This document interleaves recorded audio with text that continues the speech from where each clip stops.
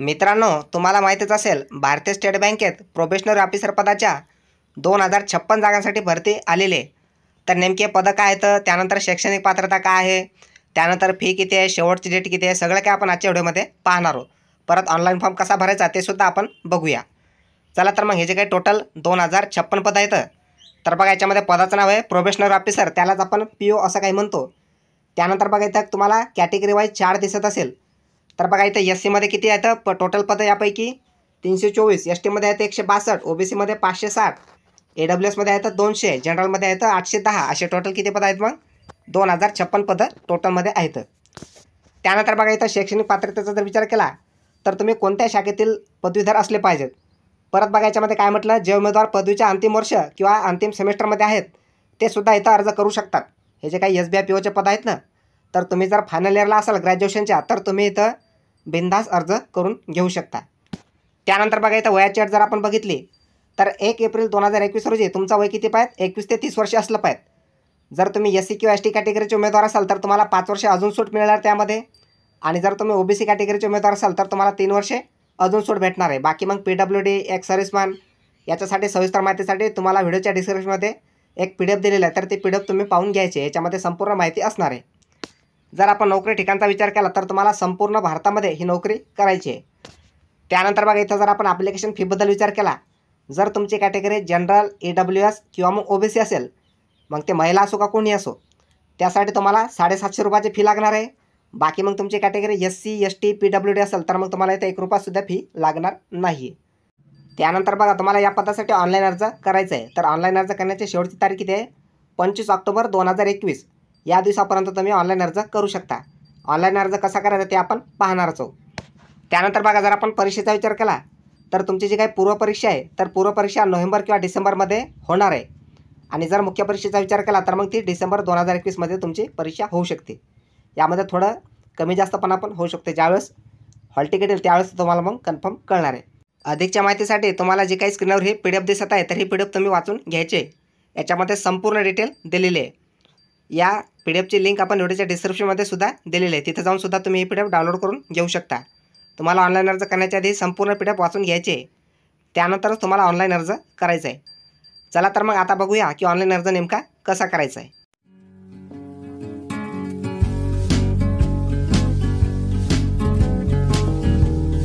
सर्वप्रथम बघा तुम्हाला ibpsonline.ibps.in या वेबसाईटवर तुम्हाला यायचं आहे. याची लिंक आपण व्हिडिओच्या डिस्क्रिप्शनमध्ये दिलेली आहे. त्यानंतर बघा तुम्हाला click here for new registration या टॅबवर तुम्हाला क्लिक करून घ्यायचं आहे. या टॅबवर क्लिक केल्यानंतर बघा तुमच्यासमोर रजिस्ट्रेशन फॉर्म इथं येणार आहे.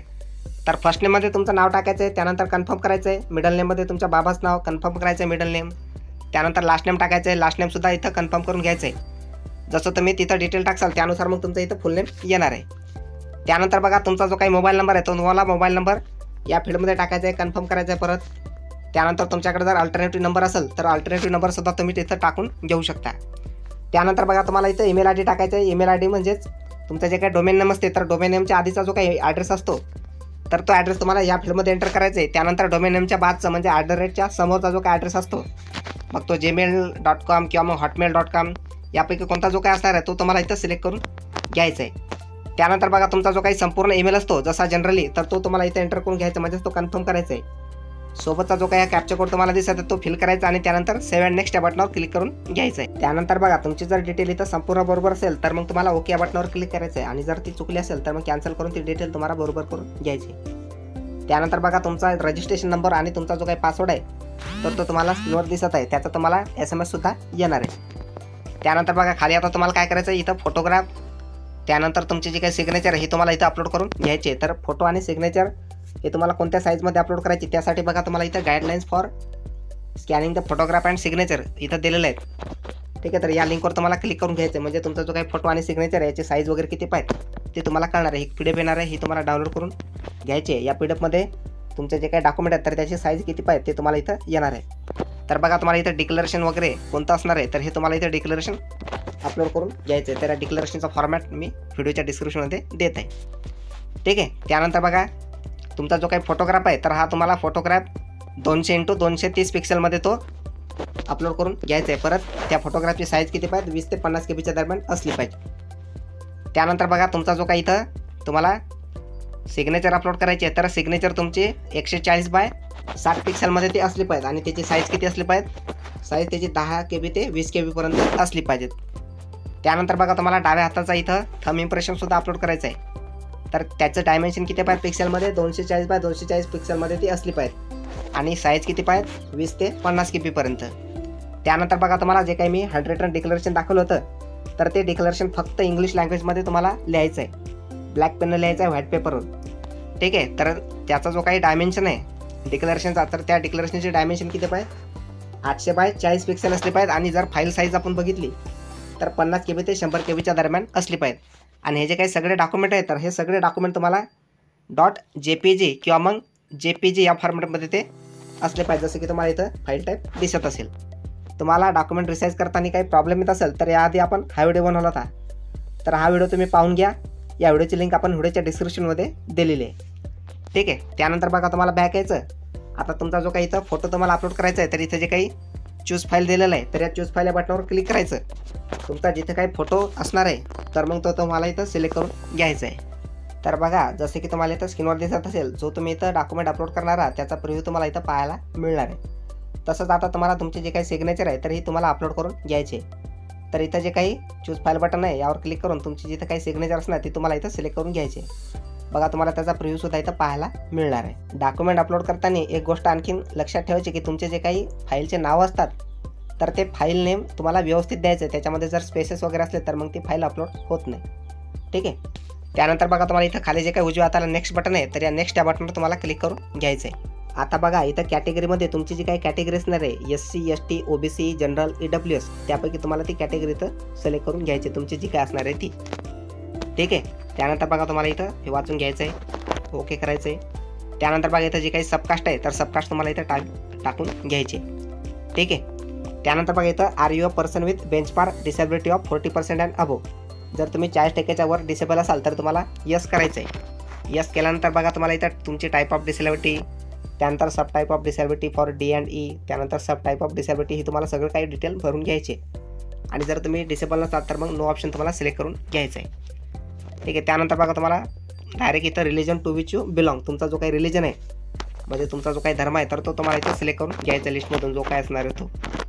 ठीक आहे, त्यानंतर बघा तुम्ही जर मायनॉरिटी कॅन्डिडेट असाल तर तुम्हाला यस करायचं आहे, नसाल तर मग नो ऑप्शन सिलेक्ट करायचं आहे. ठीक आहे, त्यानंतर बघा are you an ex serviceman including ECOs और SSCOs. जर तुम्ही एक सर्व्हिसमॅन असाल तर मग यस करायचं आणि यस केल्यानंतर तुम्हाला फर्दर डिटेल इथं खाली भरून घ्यावी लागते आणि जर नसाल तर मग नो ऑप्शन तुम्हाला सिलेक्ट करून घ्यायचं आहे. त्यानंतर बघा हे जे काही मॅटर आहे हे तुम्हाला वाचून घ्यायचं आहे. ठीक आहे, तर 18/4/2010 या दिवसापासून आत्तापर्यंत तुम्ही SBI PO या एक्झामकरिता किती वेळा अप्लाय केलं होतं.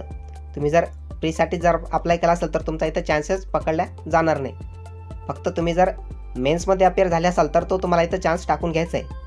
तर 18/4/2010 या दिवसापासून तुम्ही मेन्समध्ये किती वेळा क्वालिफाईड झाले त्यानुसार तुमचा जो काही चान्सेस म्हणजे जो काही आकडा आहे तर तो तुम्हाला इथं 2 डिजिटमध्ये तो टाकून घ्यायचा आहे. ठीक आहे, समजा 1 जर असला तर मग 01 किंवा मग तुमचा 11 असला तर मग 11 तुम्ही जसं टाकता तसं टाकून घ्यायचं आहे. ठीक आहे, त्यानंतर बघा तुम्हाला खाली काय म्हटलेलं आहे, do you have record of default in repayment of loans और credit card dues and or against whose name adverse report of civil or other external agencies are available. तर तुमचा जो काही यस नो ऑप्शन आहे तर तो तुम्हाला इथं सिलेक्ट करून घ्यायचा आहे. त्यानंतर बघा इथं काय म्हणत आहे, do you have adverse report regarding character and antecedents moral turpitude. Yes no पैकी तुम्हाला इथं ऑप्शन सिलेक्ट करून घ्यायचं आहे. त्यानंतर बघा इथं काय म्हटलेलं आहे, are you an employee of State Bank of India in the clerical cadre. तुम्ही इथं एम्प्लॉय आहात का SBIचे क्लेरिकल कॅडरमध्ये असाल तर यस, नसाल तर मग नो ऑप्शन सिलेक्ट करायचं आहे. त्यानंतर बघा are you an employee of State Bank of India in the officer cadre. SBIमध्ये तुम्ही ऑफिसर कॅडरचे एम्प्लॉय आहात का, जर असाल तर यस, नसाल तर मग नो ऑप्शन सिलेक्ट करायचे. त्यानंतर बघा are you an ex employee of State Bank of India and resign from the bank file in the clerical cadre. तुम्ही जर एक्स एम्प्लॉय असाल SBIचे आणि तुम्ही जर रिझाईन केला असेल क्लेरिकल कॅडरमध्ये असताना तर तुम्ही यस करा, नसाल तर मग नो ऑप्शन सिलेक्ट करा. परत बघा तुम्ही जर SBIचे एक्स एम्प्लॉय असाल आणि तुम्ही जर ऑफिसर कॅडरमध्ये असताना रिझाईन केलं असेल तर मग यस करा, नसाल तर मग नो ऑप्शन सिलेक्ट करा. ठीक आहे, त्यानंतर बघा तुमच्याकडं जी काही नॅशनॅलिटी आहे तर तुम्हाला इंडियन डिफॉल्ट म्हणून येणार आहे. परत बघा इथं state or UT to which centre of exam belongs. तुमचं जे काही प्रिलिमिनरीचं सेंटर आहे म्हणजे प्री एक्झामचं, तर ते तुम्हाला कोणत्या स्टेट किंवा युटीमध्ये तुम्हाला घ्यायचं आहे ते तुम्हाला इथं सिलेक्ट करून घ्यायचं आहे.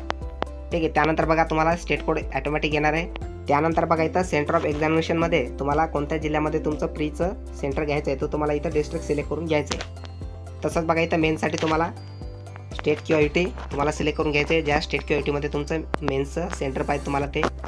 त्यानंतर बघा सेंटर ऑफ एक्झामिनेशन याच्यामध्ये डिस्ट्रिक्ट दिलेलं त्यामध्ये तुमचं सेंटर कोणतं पाहिजे त्यानुसार तुम्हाला तो जिल्हा इथं निवडून घ्यायचा आहे. त्यानंतर बघा तुम्हाला इथं डिक्लेरेशन ॲक्सेप्ट करायचं आहे. आता आय डी प्रूफमध्ये तुम्हाला जो काय डॉक्युमेंट तुम्हाला आय डी प्रूफमधून पाहिजे तर तो तुम्हाला या लिस्टमध्ये तुमच्याकडे जो काय आय डी असणार आहे तो तुम्हाला इथं सिलेक्ट करून घ्यायचा आहे. त्यानंतर आय डी प्रूफ नंबरमध्ये तुम्ही जो काही इथं वरती आय डी निवडला त्यानुसार तुम्हाला इथं आय डी नंबर टाकून घ्यायचा आहे. इथं मी आधार नंबर टाकलेला आहे त्यामुळे खाली तुम्हाला इथं आधार नंबर टाकायचे. तुम्ही हवं तर याच्यामध्ये वेगवेगळे ऑप्शन आहेत त्यानुसार तुम्ही तो आय डी प्रूफ सिलेक्ट करून घेऊ शकता. त्यानंतर बघा इथं डेट ऑफ बर्थमध्ये तुमची जी काही डेट ऑफ बर्थ आहे तर ती डेट ऑफ बर्थ तुम्हाला सिलेक्ट करून घ्यायची. ठीक आहे. पहिल्यांदा तुम्हाला डेट सिलेक्ट करायची, त्यानंतर मंथ आणि त्यानंतर मग तुम्हाला काय करायचं आहे तुमचा जो काही इथं इयर असते तो तुम्हाला सिलेक्ट करून घ्यायचा आहे. त्यानंतर बघा तुम्ही जसे काही डेट ऑफ बर्थ सिलेक्ट कराल त्यानुसार तुमचं जे काही एज आहे तर ते एज तुम्हाला इथे याच्यामध्ये दाखवणार आहे. जेंडरमध्ये तुमचं जे काही जेंडर आहे ते तुम्हाला इथं सिलेक्ट करायचं आहे. त्यानंतर बघा do you have twin brother or sister, तुम्हाला जोडे भाऊ किंवा बहीण आहेत का, असतील तर यस, नसतील तर मग नो ऑप्शन सिलेक्ट करायचं आहे. ठीक आहे. त्यानंतर बघा इथं मॅरिजल स्टेटस, याच्यामध्ये तुमचं जे काही मॅरिजल स्टेटस आहे ते तुम्हाला इथं सिलेक्ट करून घ्यायचं आहे. फादर्स फर्स्ट नेममध्ये तुमच्या फादरचं पहिलं नाव टाकायचं आहे. ठीक आहे. त्यानंतर बघा इथं मदर फर्स्ट नेममध्ये तुमच्या मदरचं फर्स्ट नेम टाकायचं आहे, ते कंपल्सरी आहे. त्यानंतर बघा इथं ॲड्रेस फॉर करस्पॉन्डन्स, तर तुमचा जो काही सध्याचा पत्ता आहे तो तुम्हाला इथं टाकून घ्यायचा आहे ॲड्रेस 1मध्ये. ठीक आहे. त्यानंतर डिस्ट्रिक्ट तुम्हाला एंटर करून घ्यायचं आहे. त्यानंतर तुम्हाला लिस्टमधून तुमचं जे काही स्टेट असणार आहे तर ते स्टेट तुम्हाला सिलेक्ट करून घ्यायचं आहे, तुमचं जे काय असणार आहे ते वाला स्टेट. त्यानंतर पिनकोड टाकायचं आहे. त्यानंतर बघा तुम्ही जो काही हा करस्पॉन्ड ॲड्रेस म्हणजे सध्याचा पत्ता टाकणार आहे तर सध्याचा पत्ता आणि तुमचा जो काही कायमचा पत्ता आहे हा जर सेम असेल तर मग हा तुम्हाला डिक्लेरेशन बॉक्स ॲक्सेप्ट करून घ्यायचा. म्हणजे तुम्ही जो काही इथं सध्याचा पत्ता टाकला तोच तसाच्या तसा मग इथं परमनंट ॲड्रेसमध्ये तो येणार आहे. आणि तो जर तुमचा वेगळा असेल म्हणजे सध्याचा पत्ता आणि कायमचा पत्ता तर तुम्हाला हा बॉक्स काढून घ्यायचा आहे. आणि जसं तुम्ही इथं सध्याचा पत्ता टाकला तसाच मग तुम्हाला परमनंट ॲड्रेस तुम्हाला टाकून घ्यायचा आहे. ठीक आहे. त्यानंतर बघा choose the address for GST इनव्हॉइसिंग, तर तुम्हाला कम्युनिकेशन ॲड्रेसमध्ये तुमचा GST इनव्हॉइस पाहिजेत किंवा मग परमनंट ॲड्रेसमध्ये तो तुम्हाला इथं सिलेक्ट करून घ्यायचा आहे. त्यानंतर बघा जसे तुम्ही इथं कॅटेगरी निवडली त्यानुसार मग तुम्हाला इथं फी पेमेंट लागणार आहे. जसं की आपण सुरुवातीला बघितलं कोणत्या कॅटेगरीला किती फी लागणार आहे. सगळे डिटेल भरल्यानंतर इथं जे काही व्हॅलिडिटी और डिटेल्स आहे यावर तुम्हाला क्लिक करून घ्यायचं आहे. त्यानंतर बघा तुम्हाला ओके करायचं आहे आणि त्यानंतर इथं जे काही सेव्ह अँड नेक्स्ट बटन आहे तर या सेव्ह अँड नेक्स्ट या बटनवर तुम्हाला क्लिक करून घ्यायचं आहे. आता बघा तुमची इथं क्वालिफिकेशन डिटेल तुम्हाला इथं भरून घ्यायची. ठीक आहे. तर बघा तुम्हाला ग्रॅज्युएशन 1 किंवा मग इक्विव्हॅलंट तुम्ही इथं अपियर्ड किंवा मग पास आहात ते तुम्हाला इथं सिलेक्ट करून घ्यायचं आहे, अपियर्ड किंवा मग पास यापैकी. त्यानंतर तुम्हाला डिग्री किंवा सब्जेक्ट ऑर स्ट्रीम याच्यामध्ये तुमची जी काही डिग्री आहे तर ती तुम्हाला इथं सिलेक्ट करून घ्यायची. ठीक आहे. इथं भरपूर ऑप्शन आहेत आणि जर तुमची डिग्री याच्यामध्ये नसेल तर मग तुम्हाला इथं अदरचा ऑप्शन सिलेक्ट करून घ्यायचा आहे. आणि अदरमध्ये तुमची ज्याच्यामध्ये डिग्री असणार ते तुम्हाला इथं ग्रॅज्युएशनचं जो काही स्ट्रीम असते ती तुम्हाला टाकून घ्यायची. ठीक आहे. त्यानंतर बघा इथं name of institute or college, याच्यामध्ये तुमच्या कॉलेजचं नाव किंवा मग इन्स्टिट्यूटचं नाव तुम्हाला टाकून घ्यायचं आहे. त्यानंतर बघा इथं place of institute or college, याच्यामध्ये तुमचं जे काही कॉलेज आहे त्याचं इथं प्लेस तुम्हाला लोकेशन टाकून घ्यायचं आहे. त्यानंतर बघा डेट ऑफ पासिंग, याच्यामध्ये तुम्हाला डेट सिलेक्ट करून घ्यायची, तुम्ही कोणत्या दिवशी पास झालेले आहेत त्याची डेट. पर्सेंटेज मार्क्समध्ये तुमचे जे काही पर्सेंटेज आहेत ते तुम्हाला इथं पर्सेंटेज टाकून घ्यायचे. क्लास ऑर ग्रेडमध्ये तुमचं फर्स्ट क्लास, सेकंड क्लास किंवा पास याच्यापैकी जे काही क्लास असणार आहे तर तो क्लास तुम्हाला इथं सिलेक्ट करून घ्यायचा आहे.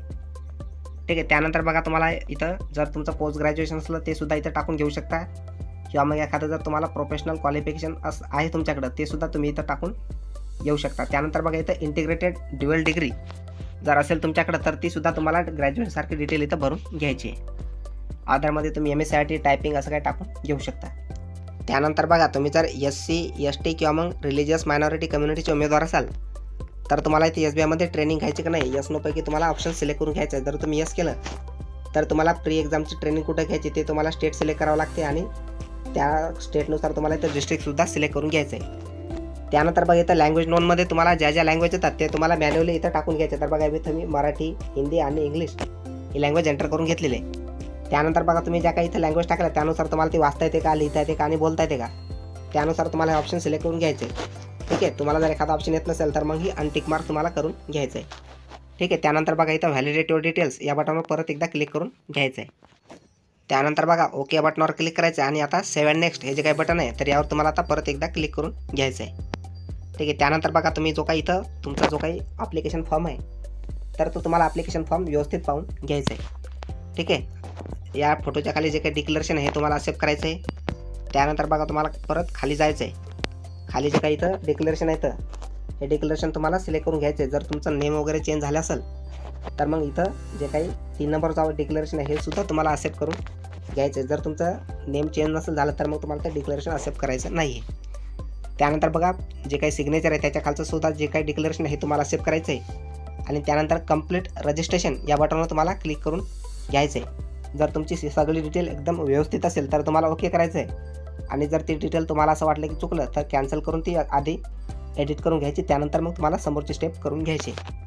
2 वेळा ओके केल्यानंतर तुमचा समोरचा फॉर्म इथं ओपन होणार आहे. तर आता बघा तुमचं जे काही लेफ्ट थंब इम्प्रेशन आणि हँड रिटन डिक्लेरेशन आहे तर हे तुम्हाला इथं अपलोड करून घ्यावं लागते. तर जे काही लेफ्ट थंब इम्प्रेशनच्या समोर चूज फाईल हे जे काही बटन दिलेलं आहे यावर क्लिक करून तुमचं जिथं काही लेफ्ट थंब इम्प्रेशन आहे ते तुम्हाला इथं सिलेक्ट करून घ्यायचं आहे. त्यानंतर बघा तुम्ही जे काही इथं डॉक्युमेंट अपलोड करणार आहात त्याचा तुम्हाला प्रिव्ह्यूसुद्धा पाहायला मिळणार आहे. ओके या बटनावर क्लिक करायचं. आता तुमचं जे काही हँड रिटन डिक्लेरेशन आहे हे तुम्हाला सिलेक्ट करून घ्यायचं आहे जिथं ते असणार आहे तिथं. तर बघा तुम्हाला हँड रिटन डिक्लेरेशनचा सुद्धा इथं प्रिव्ह्यू पाहायला मिळणार आहे. इथं मी एक्झाम्पल म्हणून तुम्हाला अपलोड कसं करायचं ते सांगितलं आहे. हे तुम्हाला भरून घ्यायचं आहे. आयमध्ये तुमचं नाव, त्यानंतर तुमची डेट ऑफ बर्थ आणि तुम्हाला हे ब्लॅक पेनने लिहायचं आहे व्हाईट पेपरवर. ठीक आहे. हे डिक्लेरेशन तुम्हाला पाहता येणार आहे. तर खाली जायचं, ओके करायचं. त्यानंतर हा सिक्युरिटी कोड भरायचा आणि सेव्ह अँड नेक्स्ट या बटनावर क्लिक करून घ्यायचं आहे. त्यानंतर बघा परत एकदा ओके करायचं. आता तुमचा जो काही फॉर्म आहे तर हा फायनली सबमिट होणार आहे. त्यानंतर बघा तुम्हाला तुमची जी काही पेमेंट आहे तर ही पेमेंट तुम्हाला करून घ्यायची आहे. तर इथं 750 रुपये पेमेंट लागणार आहे. ज्या कॅटेगरीला इथं 1 रुपयासुद्धा फी लागत नाही तर त्यांचा इथंच फॉर्म सबमिट झालेला असणार आहे. तर ज्यांना फी लागत आहे त्यांनी हा सिक्युरिटी कोड इथं एंटर करून घ्यायचा आहे आणि त्यानंतर सबमिट या बटनावर क्लिक करून घ्यायचं आहे. त्यानंतर ओके करायचं. आता तुमचा जो काही फॉर्म आहे तर हा पेमेंट मेथडवर जाणार आहे. म्हणजे तुम्हाला जी काही 750 रुपयाची पेमेंट आहे तर इथं वेगवेगळ्या पेमेंटच्या मेथड आहे तर तुम्ही यापैकी कोणत्याही मेथडने पेमेंट करून घ्यायचे. पेमेंट झाल्यानंतर तुमचा जो काही फॉर्म आहे तर हा फायनली सबमिट होणार आहे. पेमेंट करणं झाल्यानंतर बघा तुम्हाला इथं होमपेज येणार आहे. तर होमपेजमध्ये बघा तुम्हाला लॉग इन करून घ्यायचं आहे. रजिस्ट्रेशन नंबरमध्ये तुम्हाला रजिस्ट्रेशन नंबर टाकायचा आहे, पासवर्ड एंटर करायचा आहे. त्यानंतर तुम्हाला सिक्युरिटी कोड भरून सबमिट या बटनवर क्लिक करून घ्यायचं आहे. रजिस्ट्रेशन नंबर आणि पासवर्ड तुम्हाला SMS सुद्धा मिळणार आहे, ईमेलसुद्धा मिळणार आहे. जसं की व्हिडिओमध्ये सांगितलं तर तुम्हाला तो स्क्रीनवर सुद्धा तुमच्या येणार आहे. लॉग इन झाल्यानंतर तुमचा जो काही ॲप्लिकेशन फॉर्म आहे त्याची तुम्हाला प्रिंट काढून घ्यायची किंवा त्याची तुम्ही PDF घेऊ शकता. हवं तर तुमची जी काही पेमेंट आहे तर त्याचीसुद्धा तुम्ही PDF किंवा मग प्रिंट घेऊ शकता. तर अशा प्रकारे तुम्हाला SBI POचा ऑनलाईन फॉर्म भरायचा आहे. फॉर्म भरताना तुम्हाला जर काय अडचण आली तर आपल्या व्हिडिओच्या कमेंटमध्ये सांगा किंवा मग डिस्क्रिप्शनमध्ये टेलिग्राम ग्रुप दिलेला आहे त्यावर सुद्धा तुम्हाला तुमची जी काय अडचण आहे तर ती सांगू शकता. तर अशा प्रकारे आजचा व्हिडिओ होता. तुम्हाला जर हा व्हिडिओ आवडला असेल तर या व्हिडिओला लाईक करा व व्हिडिओ इतरांनासुद्धा शेअर करा. आणि तुम्ही जर आपल्या चॅनलवर नवीन असाल तर असेच व्हिडिओ मिळण्यासाठी आपल्या चॅनलला लवकरात लवकर सबस्क्राईब करा. धन्यवाद. जय हिंद, जय महाराष्ट्र.